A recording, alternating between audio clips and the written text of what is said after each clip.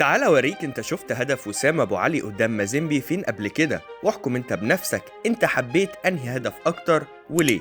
وما تنساش اللايك والفولو والسبسكرايب. انت فعلا شفت نسخة طبق الاصل او شفت الاصل نفسه عن طريق ايرلينج هالاند مع السيتي في موسم الثلاثية التاريخي 22-23 قدام دورتموند في دوري ابطال اوروبا في دور المجموعات. ومش معنى كده اني بقولك ان وسام زي هالاند وبس، اكيد ان وسام احسن من موديست. يا ترى انهي هدف هو احلى بالنسبه لك؟